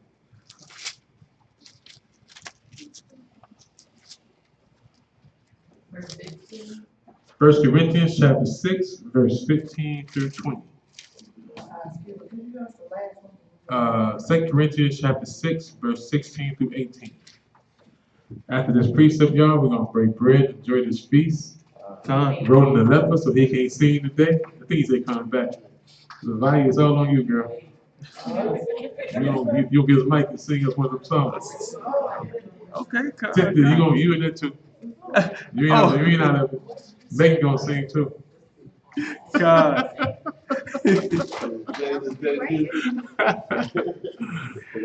Let's get it. Y'all there?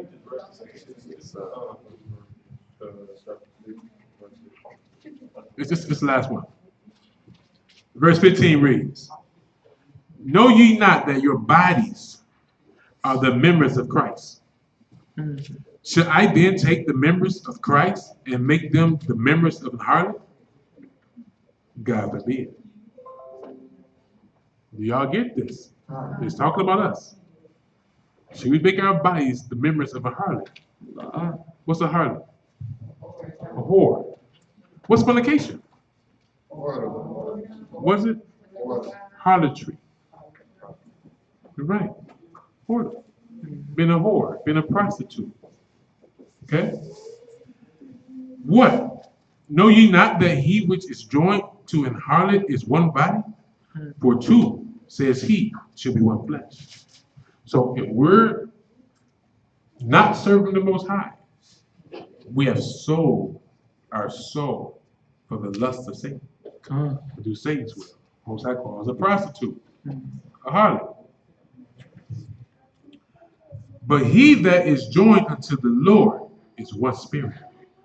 Flee fornication, flee harlotry. Every sin that a man doeth is outside the body. But he that committeth fornication sinneth against his own body. What? Know ye not that your body is the temple of the Holy Spirit which is in you, which ye have of God, and ye are not your own. You don't belong to yourself. The Most High owns you. The Most High owns us. We are in debt to Yahshua. For ye are bought. Check it out. For ye are bought with a price. Therefore, glorify Yahweh in your body and in your spirit, which are God's. Your body and your spirit belongs to the Most High. Glorify Him by your honest conduct and speech. Be willing to die for your God and your laws. Okay? Come. Thank the Most High for giving us this wonderful day of remembrance and feasting. We'll close out in prayer. Yes. So we need a little extra time for that stuff. Okay. And I just wanted to, time, I'm a little lost. This dedication for 8 days is when he saved the remnant of Israel again. We just read it. No, what it was is that, remember, our people compromised with the heathen. Okay? Most High wrath came in. That's why we was destroyed, the temple was tried down, all that stuff. Okay? He raised up Judas, his father, Mattathias, and his 5 sons and his brethren to basically save Israel. Okay? They came warring against the heathen, against Israel and against the heathen. And they rebuilt our temple. They tore it down and rebuilt it. They made it a dedication that Israel had success. Because Israel would have been wiped out, huh? This we should continue generation upon generation. Yeah, that's what I missed. I missed the scripture. It's in there. I think it's John chapter 10. Let's see. John chapter 10.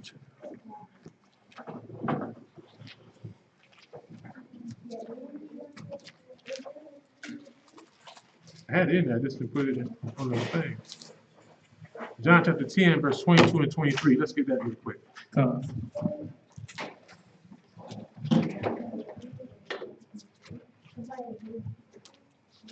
John chapter 10, 22. And 23.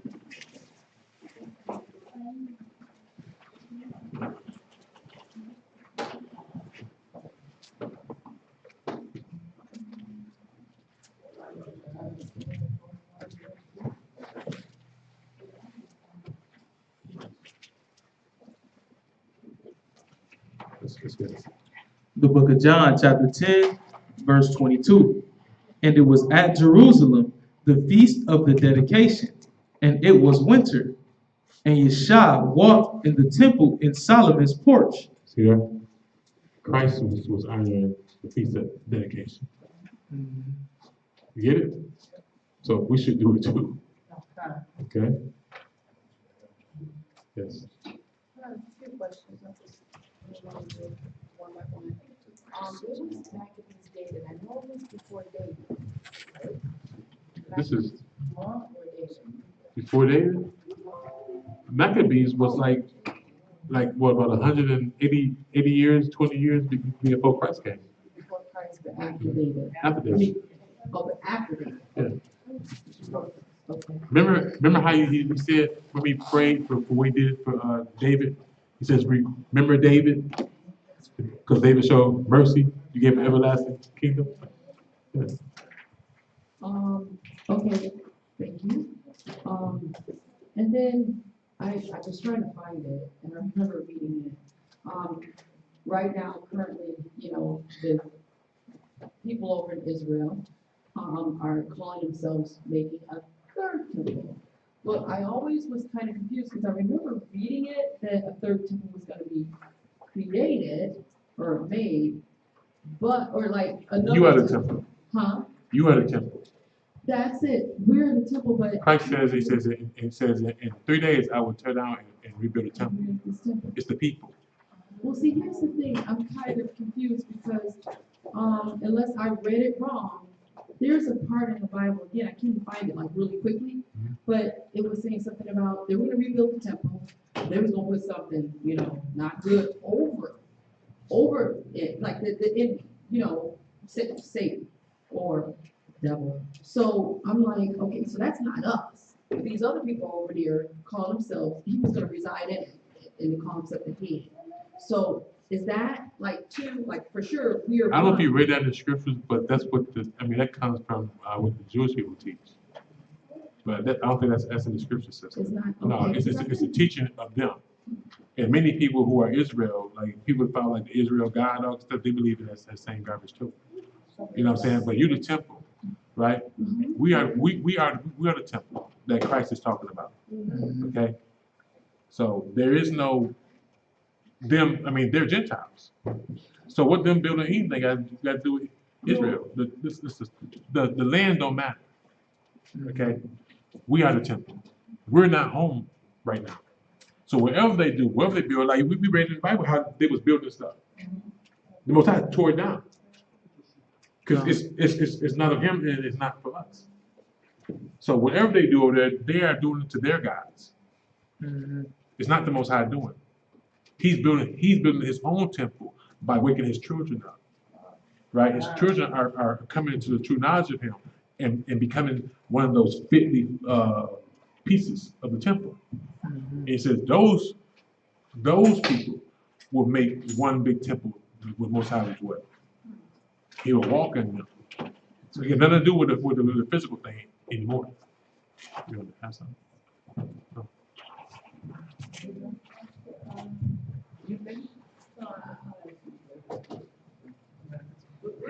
We're good. I understand, but it's just something else. I mean, that's what the scriptures bring out. That's why I put those 4 precepts there, because it's talking about you. It ain't talking about a physical brick gold temple anymore. I guess what I was saying is that I understand, like, I do understand that 100%. It's to explain to people how that other stuff got incorporated. The Bible's been here for thousands of years, but yet people to this day, all kinds of people, Christians, are still believing that these people over here, even though they even know that we are who we are, Israel, they still say, oh, they over there making a temple, and I'm like, well, how can they? Because I could have sworn I read it, but it's like they said something, they were gonna build the temple, and I was like, well, and I'll see if I can find it. They were gonna They've been build the temple and put something negative over it, so that's not us, we're not gonna do that. I don't recall Like that. the fake ones are gonna do that, because I'm like, because they're already against Glory. Yasha. DeLorean, do you hear what she's talking about? Isn't that some of that messianic Yeah, stuff? that's not in the Bible. Oh, so they not reading the Bible. No, They just pull they some stuff out add of they add nowhere. that to it. That's what I'm telling you. That's a left behind doctrine is that, yeah, that's something that was taught. That's a movie, like. You are right. Yeah, that's what you're talking about. No, but yeah, if you research upon that, you know, like seriously, it's like that's a Gentile doctrine. The Most High never said that. It's like he tells us that we're not going back home until Christ leads us. So what them building anything got to do with it? And sister, the thing is, right? It's like when somebody asks you a question. Like if somebody asked me a question. A sister came here a couple days ago, Monday, right? Tell our sister. Monday. She asked me, why do we call Christ Yasha? So I asked her, well, why do you call him Jesus? I said, can I ask you a question? Why do you call him Jesus? Right? Because I wanted to get to who taught her his name is Jesus. See, why do you call him Jesus? So why you ask me why I call him Yasha? Who taught you his name is Jesus? Let's deal with them. Let's deal with the source. You see what I'm saying? Let's deal with the source and break that down first. To show you that where his name comes from. Your slave master gave you him. So where did I get it from? Research. It's been in the Bible the whole time. You know what I'm saying? So I don't argue with people about Christ's name. You know, like I said, his name is Joshua. I don't care what nobody says. It's Joshua. All that other stuff they be talking about, they can keep that. I'm not gonna argue with you. You believe his name is all these other names, man? Hey, do your thing. Keep calling them. Me and my household, we don't call him Joshua. You know what I'm saying? Like I won't even get in an argument with a brother trying to argue about Yeshua. That's his name is Joshua. If I'm talking about my Savior, then I'm talking about Yeshua. Same person, but his name is Yahshua. All the research that I've seen with more than 2 or 3 witnesses says his name is Yahshua. You know what I'm saying? So, but first, like with that right there, ask them to show you in the Bible where it's at. Don't argue without no, you know what I mean? Make them do some work too. Well, it says in the Bible that they're going to show me that in the Bible. No? Days gonna go by, weeks gonna go by. You know what I'm saying? You know what I'm saying? And that's a good way not to even have to argue with people at all. Just show it to me in the Bible. They can't find it, so that's gonna stop the argument. They go on to something else. Don't always, feel so compelled to, make them think. That's teaching. Christ did it. Who do they say? What do you think? They ask Christ questions, he asks them questions. Remember me, big brother, he's the greatest teacher besides his father. Yes, ma'am. You can't open up that door for that argument, believe what you think, but they gonna believe what they want to believe anyway. Exactly. You know the truth, so why argue? There's no point to it. I just got a question. On Matthew 24:15.